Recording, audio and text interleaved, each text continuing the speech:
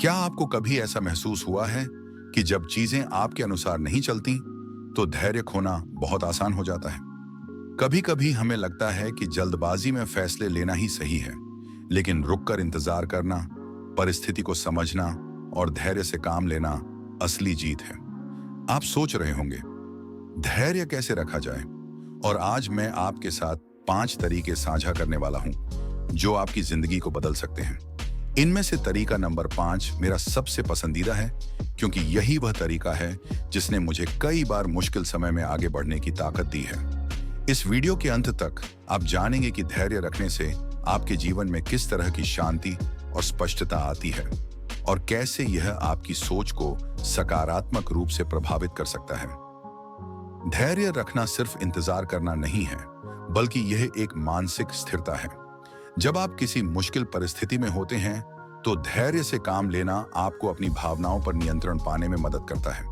उदाहरण के तौर पर सोचिए, अगर आप किसी ट्रैफिक में फंसे हों और बहुत गुस्सा महसूस कर रहे हों। आप जल्दबाजी में कोई गलत फैसला ले सकते हैं, लेकिन अगर आप धैर्य से काम लेंगे तो आप खुद को शांत रख सकेंगे और सही निर्णय लेंगे।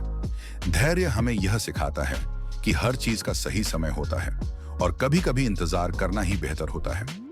जब आप धैर्य रखते हैं, तो आपकी सोच गहरी होती है और आप जल्दबाजी में गलतियों से बचते हैं। एक और तरीका जिससे आप धैर्य रख सकते हैं, वह है अपने दिमाग को समय देना।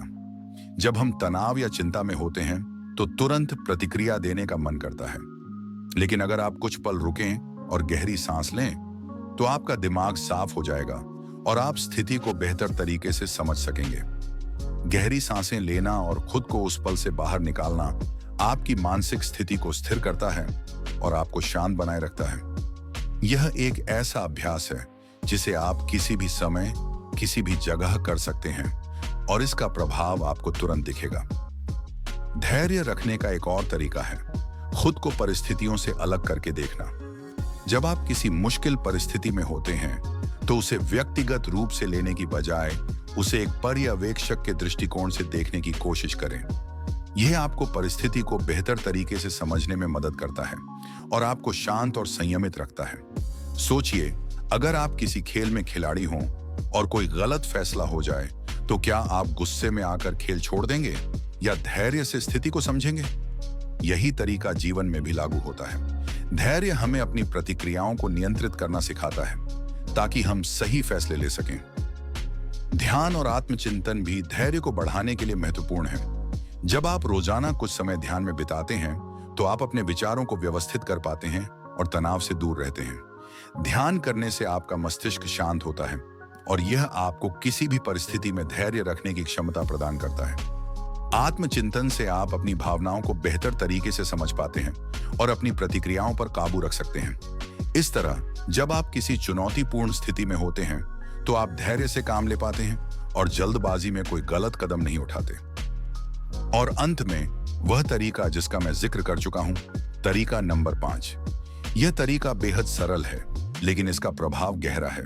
जब भी आप खुद को तनावग्रस्त या अधीर महसूस करें, बस एक पल के लिए सोचिए कि अगर आप धैर्य से काम लेंगे तो इसका परिणाम क्या होगा। कई बार हम सोचते हैं कि तुरंत प्रतिक्रिया देना ही सही है, लेकिन धैर्य रखने से आप न केवल परिस्थितियों को बेहतर तरीके से संभाल सकते हैं, बल्कि अपनी सोच को भी स्पष्ट और सशक्त बना सकते हैं। आप देखेंगे कि धैर्य रखना सिर्फ मुश्किल परिस्थितियों का सामना करने का तरीका नहीं है, बल्कि यह आपकी सोच और दृष्टिकोण को भी बदल देता है। जब आप इन 5 तरीकों को अपनी जिंदगी में लागू करेंगे, तो आप पाएंगे कि आप अधिक शांत, संयमित और सकारात्मक हो रहे हैं। धैर्य रखना मुश्किल जरूर होता है, लेकिन इसका फल हमेशा मीठा होता है। तो अगली बार जब आप किसी चुनौती का सामना करें, इन तरीकों को याद रखें और धैर्य से काम लें। अगर आपको यह वीडियो पसंद आया हो, तो इसे लाइक करना न भूलें और अपने दोस्तों के साथ शेयर करें, ताकि वे भी धैर्य रखने के इन तरीकों से सीख सकें। चैनल को सब्सक्राइब जरूर करें और बेल आइकन दबाएं, ताकि आपको हमारी आने वाली सभी वीडियो की जानकारी मिल सके। अगली बार फिर मिलेंगे एक नई सीख और प्रेरणा के साथ। धन्यवाद।